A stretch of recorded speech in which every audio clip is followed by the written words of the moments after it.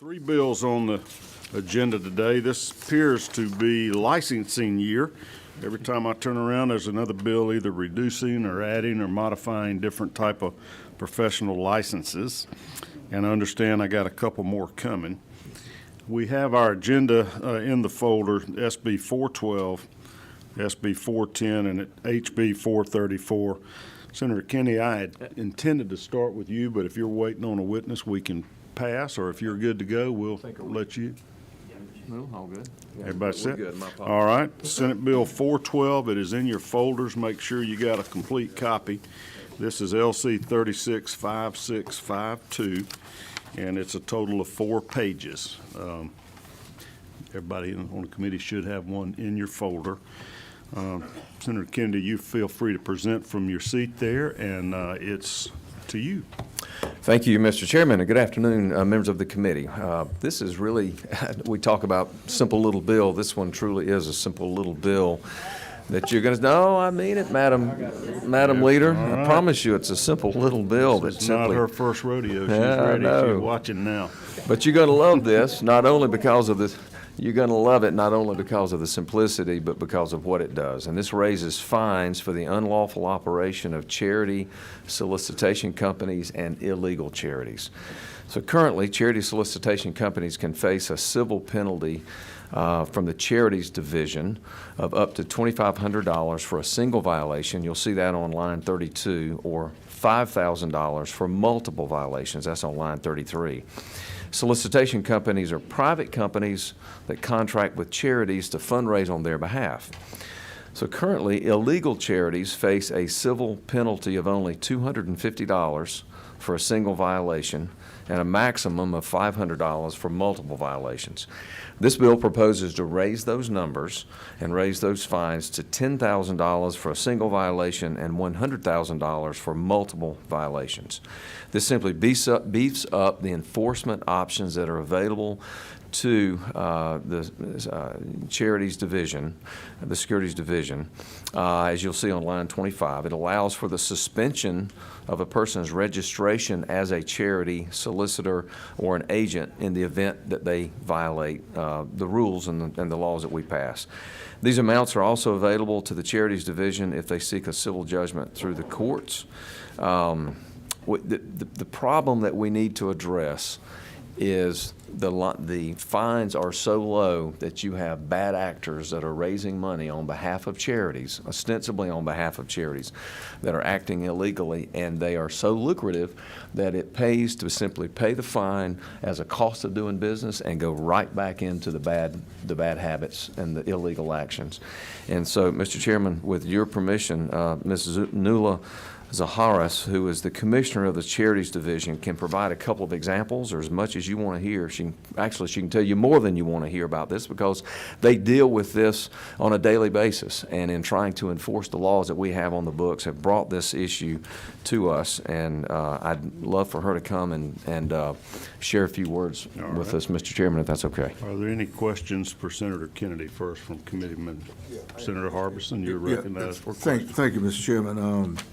Mr. Leader, is there an internet aspect to this that would cover that? And number two, I was looking real fast and I was trying to find, is it jail time in here to where, or did I see that? I saw cease and desist, and I didn't see it if it's there. If you don't Senator, mind. may I defer that first question to our witness, and then I'll circle back to you on that second one, if that's okay? All right. Any other questions from committee members? All right. Okay. If you would take the podium there, so you'll be on television, all our fans at home can see you. That's exactly what I want. Thank you, Mr. Chairman. Thank you, Senator Kennedy. Thank you for having us here and for considering this bill. As the senator said, fundraising activities are regulated by state law, meaning the act of a company, of a charity reaching out and asking for you to donate to them, that solicitation act needs to have a registration. It needs to be approved by our division, the Charities Division. So in that, that regulation, we have a duty to protect the donors, right, from that type of financial exploitation, because there is financial exploitation in the charity space. However, since COVID and the recent years, we're seeing that that fraud is not exclusive to the donors, that more and more charitable organizations are becoming victims of frauds themselves. So we are receiving more and more complaints about people who knowingly impersonate a charity in order to deceive Georgians into donating to this fake charity. And we've seen them do this in two ways. First, they'll create an organization and pretend to be a charity. They'll create as a nonprofit. And it's very easy to get your 501c status from the IRS. All you have to do is submit paperwork, and they'll give it to you. And then they'll go out and go door to door and say that they're this charity raising money for a particular cause. And what they do is they don't use the money for that cause. Typically, when we investigate, they are actually using the money for their personal, livelihood. Another thing that we've seen a lot of recently is that the charities themselves are getting scammed by people who are pretending to be that charity. They are maybe renaming themselves with a difference in spelling, a very minor difference, and they'll go out there and say, I'm this organization. We had a major charity in, a very reputable charity in Atlanta that very well known, that another scammer was actually, named himself that same charity, but had a slight variation and was going out there pretending to be that charity. So we had to, go after him. You asked about jail time. Our agency is not law enforcement, and it is an administrative agency. So all that we can do is issue cease and desist orders, issue fines, but we can, refer to law enforcement, to the AG's office, to the FTC, the Federal Trade Commission, which oversees charities on the federal level, which we do quite frequently because they can bring criminal proceedings. We do the investigation. We find, the things that are doing wrong. We've done a lot of that. And then when we see they're major, we actually refer to the AG. We refer to various DAs in town, and they've helped put those people in jail, basically. But we have found, as the senator said, that fine for $250, this is not against the reputable charities. This is about the people who are pretending, who are lying. And so for them, it is the cost of doing business. We had one guy who was actually going door to door. He started a charity. He said that he had partnered with a big name charity here in Atlanta. He was going door to door trying to solicit money. He knocked on the door of one of the board members of that charity. And so the board member thought, well, I'm just going to sit here and listen to him and get all the information and call the charities division. So they did, and we went after him, and anything we could do was $500. That man showed up to our office to pay the fine and actually asked me for a receipt and went back out there and continued the stuff. But he didn't stop here in Georgia. He was actually up in North Georgia, I believe in Dalton. So he crossed over to Tennessee. They have a little bit stronger laws, so they were able to take him down, or take him out. No, I mean take him off the streets or whatever. So sorry. No, you tell it like it is. Yeah. So, but we're here to protect, again, not just the donors, but even the charities themselves. And when you have a fine of $250, it is the cost of doing business. But when you have something that says $10,000 with a maximum of $100,000, somebody's got that makes a statement. It's not about the money. It's about making that statement that Georgia means business. And that's why we're asking for a little bit of help in that area. Questions from committee members? So I got a question. Do you have the bill with you in front of you? I don't have the copy of it, but Well, there's a provision that gives you the power to suspend or revoke a person's registration Yes. if they're registered as a charitable organization, a paid solicitor or whatever. Do we have to make people register to be a paid solicitor or solicitor agent? Yes, you do. It's in That's with Yes, the and Secretary of State? That's with the Secretary of State's office. Let me explain what a paid solicitor is. So there are only 88 paid solicitor companies. These are for-profit companies that actually contract with a charity to do the fundraising for them, right? So those are the companies that actually make those robocalls to you, that say, hey, I'm calling on behalf of Goodwill or whatever, And so that is a contract. And under Georgia law, they have to register with us, but they also have to provide us the contract between them and the charity so we know who they're raising money for. And then they have to provide us a solicitation notification form, which tells us that, hey, I've contracted with Newless Charity for this year in Georgia. I'm going to be making these phone calls, robocalls in Georgia, and this is how much money we intend to raise, and this is how much money I'm going to keep, and this is how much money I'm going to give the charity. Because those paid solicitors don't do this for free. They get money for that, right? Okay. So we typically don't have trouble with paid solicitors. These are typically reputable companies. We had one paid solicitor company that not just Georgia, but every state and the FTC went after for doing excessive robocalls and keeping too much money, not giving it to the charity. So they're no longer anywhere. The solicitor agents are the individuals who work for those for-profit companies. Okay. They don't work for charities. They work for the for-profit companies. They're the ones calling you. So, it's the people who work for the charities and make this call do not have to register. Okay. It's just the for-profit people. Do the charities themselves have to register with the Secretary of State if they're a 501c3? Yes, they do. If they are conducting any kind of donation solicitation, they're reaching out to people to say, hey, please donate to my charity, and they're accepting donations, they have to register unless they fit one of 7 exemptions, which could be like a fraternal organization or an educational foundation or I'm trying to think. Oh, if they've raised only $25,000 and under a year, they're exempt from registering.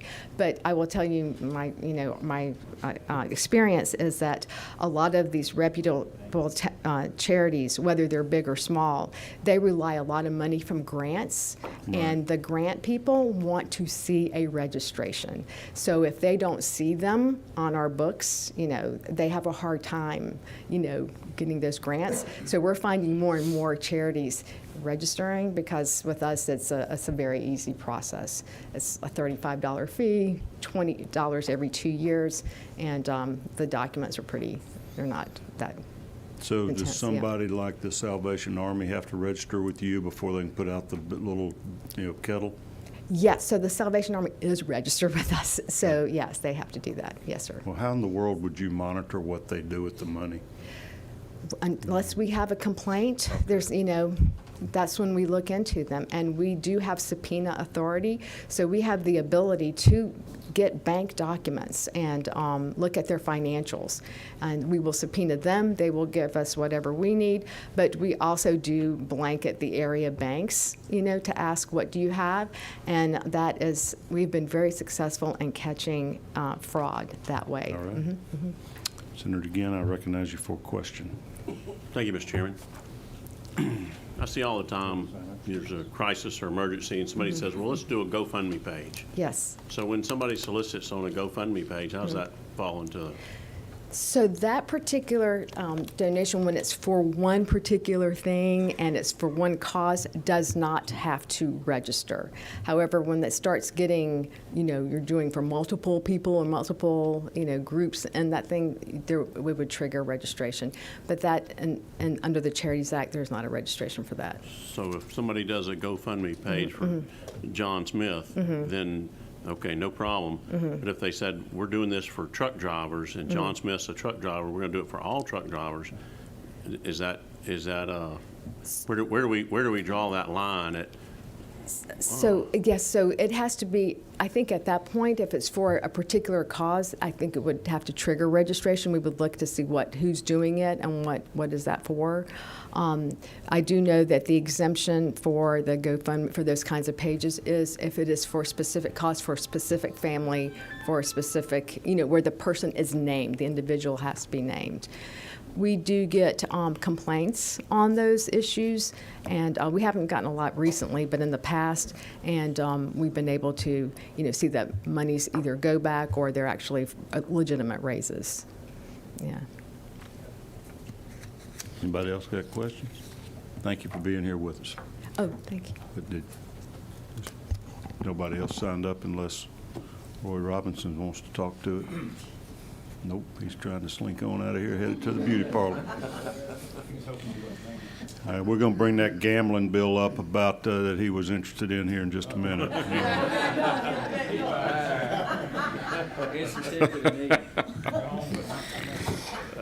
Okay. All right, what's the pleasure of the committee? Motion to pass. All right, we got a move due pass from Senator Albers and a second from Senator Brass. Is there any discussion? All right, the motion is due pass on Senate Bill 412, LC 365652. All in favor, say aye. Aye. All opposed? You didn't sniff anything out, Ms. Minority Leader? No sneakiness in there? All righty. It passes unanimously. Thank you, Senator Kennedy. Yes, sir, thank you. Curious what got you interested in that subject matter? Somebody scam you? Me? Yeah. Just wondered. Just brought to my attention about some friends that deal with us every day that we've known for a long time, and it was an easy story to sell when you think about what people are doing in the name of charities, and they're scamming people that nobody should be scammed, but scamming those that maybe have the least to give that way. Well, thank you for your efforts. Next up will be Senate Bill 410, Veterinary Licensure Exemptions for Shelter Medicine and Sterilization Services. Senator Kirkpatrick. Where do you want me, Mr. At the podium, if you don't mind, up there so we can have you on TV. Now, we're working off of a committee substitute that you brought to me in a timely manner that just changes a couple of definitions as I understand it. But for the committee members, we're working off a document LC 442625S. I think that's the only one we got in the folder. I don't think we have your original bill, but if you would explain your bill to us, and particularly the changes that you made between the introduction and this committee meeting. Thank you, Mr. Chair. All I'll right. be happy to do that. This is the first of two licensing bills that hopefully you'll be hearing from me. And this is in line with what the Lieutenant Governor's trying to do with his red tape rollback, with making it easier for people to navigate the licensing process.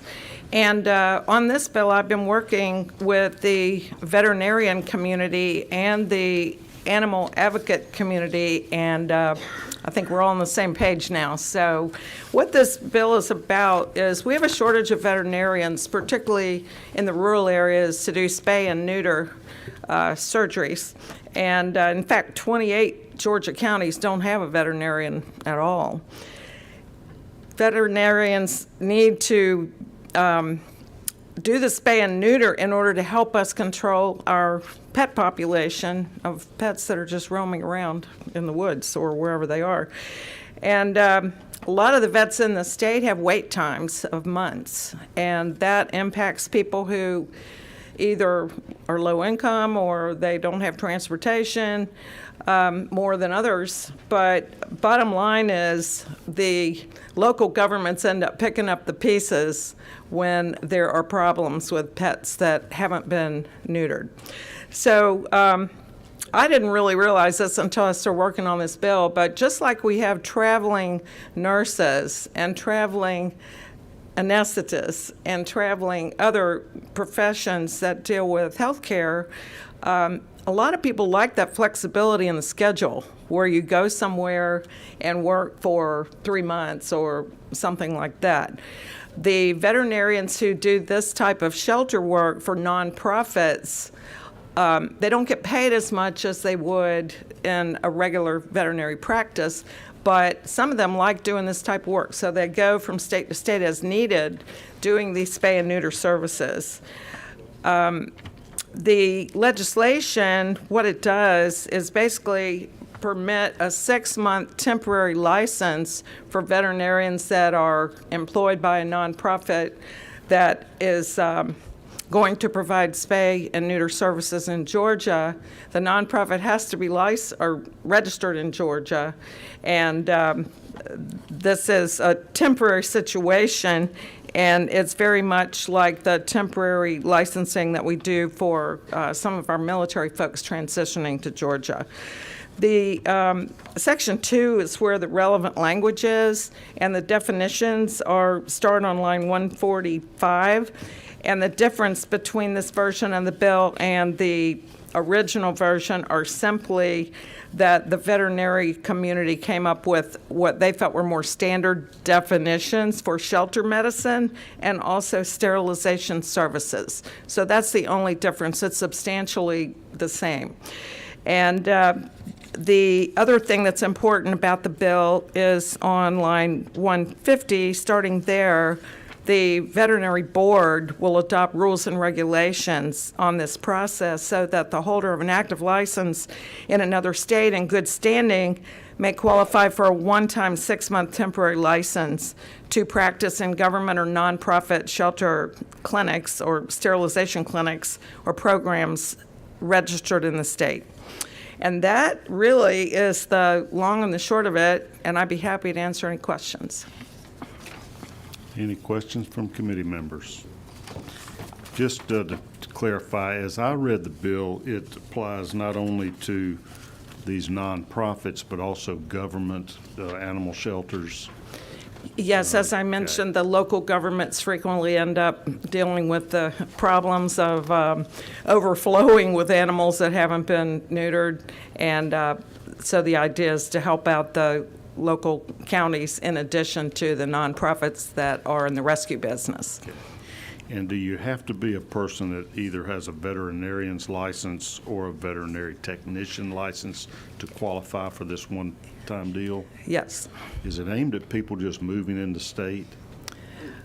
Well, that was part of the issue, is this needed to be temporary because our veterinarians in Georgia do a great job, and we are competing with other states for veterinarians, but this was felt to be just a specific need that we have in the state that is focused on this one problem that we have with the backlog of people, of animals, not people, animals that need to be sterilized. All right.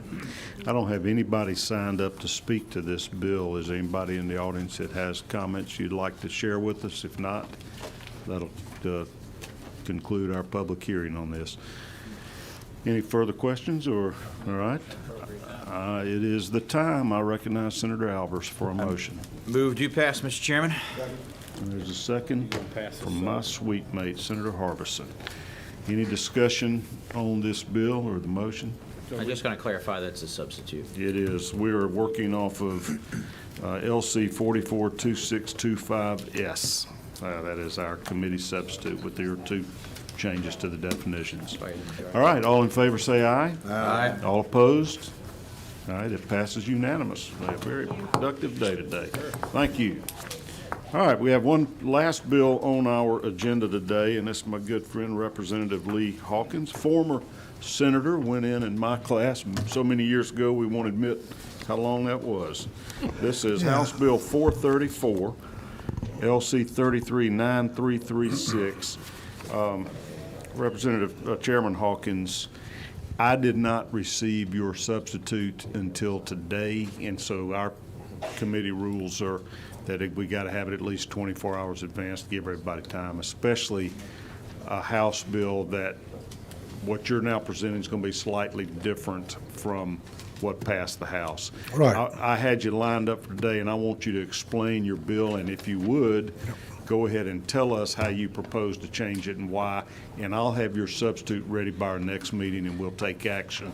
Thank you. At that time, we'll take testimony in your explanation today, though. Thank you, I appreciate that. Actually, I met with the Board of Medicine yesterday, and they didn't have concerns of the content of the bill, but more the formatting. They like to see it formatted like other licensing bills that they have in code. So that's what is going on right now. That's what you'll see next time.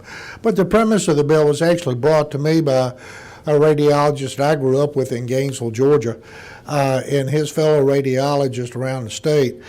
are seeing that they're not increasing their numbers. You know, we have a problem with increasing residence numbers in this state. We've addressed that problem, but we're still pretty far behind with a growing population.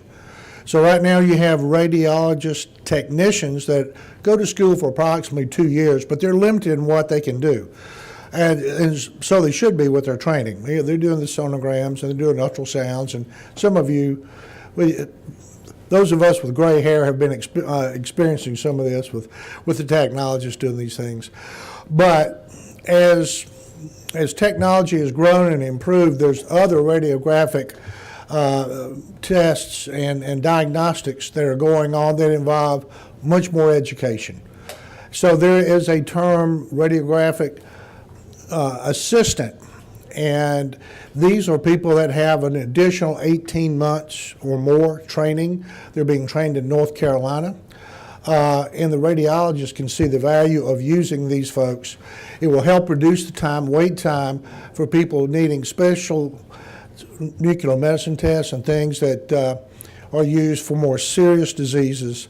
So if you reduce that time, then you reduce the time that they're waiting to be treated. And that time is of an essence for these type of diseases. So that's what this bill is about. It just sets up the licensure, it sets up the wording for training, and in a time typically, and I think we've all seen over the years where we have scope of practice fights, this is the reverse. The physicians are actually asking for this. So it's a good bill, and I'll stand for any questions. I've got just a couple to make sure I've got a grip on it. So the composite board, that's the composite medical board? Yes. And they are in charge of licensing all of the medical subspecialties? Correct. All right, and so what they've asked you to do is edit this thing slightly so that the procedures used for these type of technicians will be similar to other subspecialties in medicine? It's more form, yes, the way it will go into code. It matches. In fact, Betsy did it today, Howardton, in very quick fashion, just actually copying what's already in code with another. All right. Yeah. And these technicians, will they be seeing patients independently or No. under the direct supervision of the radiologist? Good question. Direct supervision. This is not for treatment decisions. This is just diagnostics. A little bit higher level than what the technicians are doing right now, which requires more training. So they would have to be on premises in the office with the radiologist? Or the hospital, yeah. Am I making this up, or are they more like prepping these patients, getting them ready for the procedures, like if it's I can't even think what you might do with fluoroscopy or something going on there where the... Well, of course, the crowd favorite is a Barry enema, but yes. To answer your question, you got the idea. Okay. Yeah. All right. Are there other committee members with questions? Anybody from the public want to be heard? Here's your chance. All right, well, what we will do is I am going to review the committee sub, and if I can have you back here on next Tuesday. Next Tuesday. Next Tuesday, Okay. same time. All right. We will take your bill up first, and it'll be, if there's anybody that comes up with any new questions or something, they'll be their last shot. But I think this is Okay. adequate explanation. We appreciate you being with us today. Thank you very much. I appreciate your time.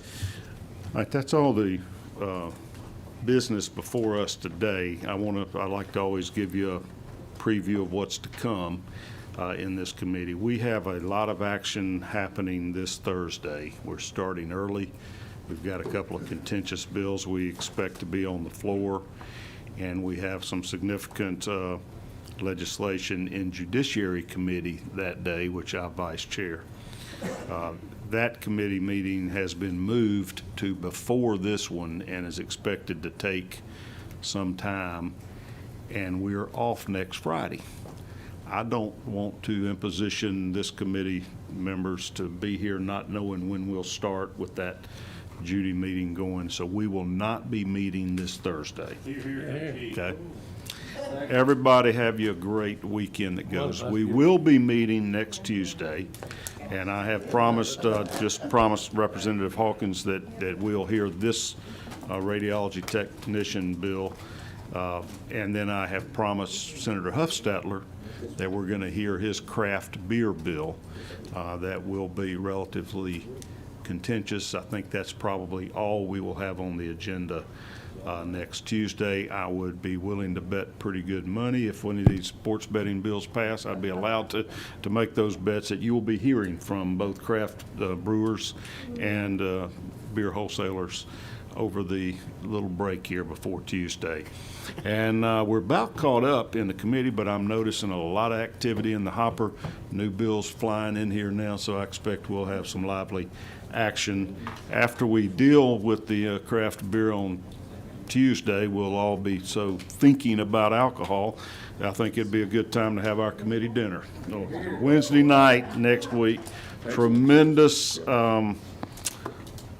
response from sponsors. We appreciate you all for being willing to help us pull this off. It will again be at the 57th Fighter Group Restaurant, which has a dance floor and DJ. We had quite a few lobbyists that were filmed with their funky dance moves last year, and I think the what do we call them, the honeybees? I think the honeybees might make an appearance again, the dancing girls from Alabama. So we welcome all of you. If you haven't signed up and want to attend as a sponsor, please come by our office, 432. Cindy will take you on. I can't remember. It sort of depends on how many sign up, what it costs, but it's in the $350 to $500 range just to cover our cost. That allows you to bring 2 people if you are the sponsor. If you want more, she's got a little per diem charge for you to make sure we can cover our cost. And if you're on the committee, please let Cindy know if you're going to be there. If you're going to be there, you're welcome to bring your administrative assistants as well. And we're going to have a big time. With that, the meeting is adjourned. See you at